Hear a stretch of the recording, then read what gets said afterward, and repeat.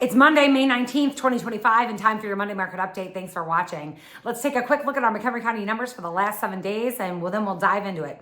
We had 197 new listings, 152 under contract. So once again, less under contract than newly listed. So we're kind of going back and forth on that each week. We've got 98 closed sales. So that's more indicative of what happened 30, 60, or 90 days ago. So once, this is the time of year where we start to see those closed sales numbers tick up. We've had 48 price changes, 0 expireds, and 63 currently on the private network. So what we're seeing locally here in McHenry County is that we are having more homes coming to market, which is great. But it's not enough to make our inventory jump that much, but it is making market time increase slightly. So we are seeing more price reductions. We are seeing more homes sitting on the market a little bit longer, maybe not selling in, 3 days, 4 days, maybe they're taking 2 weeks or something like that, maybe having to do a price improvement. We are seeing things just kind of tighten up a little bit. So definitely a potential shift happening in our market here. Interest rates, it's not really that those are really changing. They're kind of more of the same. They're doing a little bit of up and down, but for the most part, they're staying in between 6.5 and 7% for most of the time. And so we're not seeing a whole lot of change in that. Prices are still continuing to increase. However, some of those price reductions might be because people have priced them a little too high to begin with, looking at comps and maybe not looking at what price the house was listed at that caused it to get the price that it sold at, rather than just looking at the sales price. You got to look at what the home was listed at to get that sales price as a comp. So homes might be overpriced to begin with, and then they're having to do a price reduction. But we are definitely seeing some price adjustments happening, certainly more now than we have in the last few years.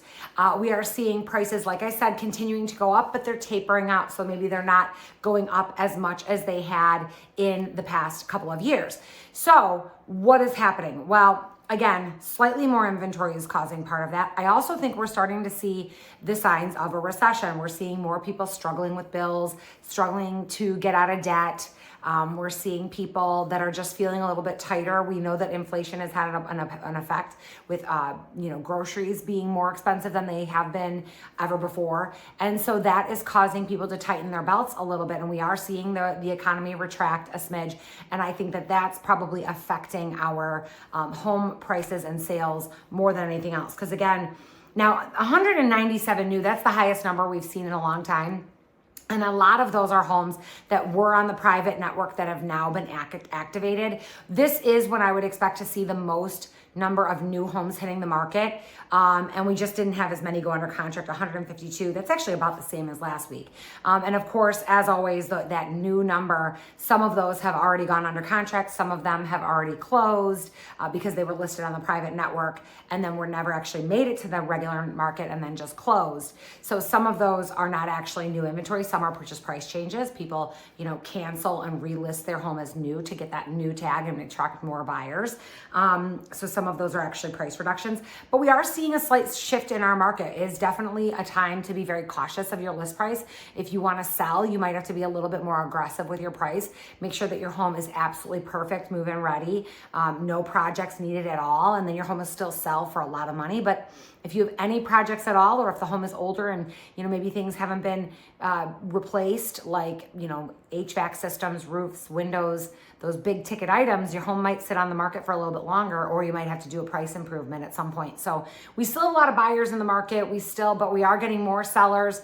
We are seeing more people wanting to pull the trigger and jump into the housing market after several years of being out of it. Numbers are still pretty flat though overall in terms of number of transactions nationwide. We don't have a lot of people moving, period. So those numbers are lower than they've been in recent years, and we expect that to continue. We don't expect any of these numbers to really change a whole lot. Interest rates are probably going to stay where they're at. Most speculation is that home prices are going to continue to go up 3% year over year. So we're going to see those prices continue to go. We do not see indications of a lot more foreclosures happening, so we don't think that's going to happen. But we do definitely see that Americans are starting to kind of tighten their belts, and they're having to be a little bit more cautious with their expenditures. So expect that to continue, and maybe see some of this stuff kind of level out a little bit. So that is all I have for today. If you have any questions, of course, always reach out to me at Miranda at MirandaAtMirandaAltTeam.com, or you can message me or call me at 815-529-0777. Thanks for watching.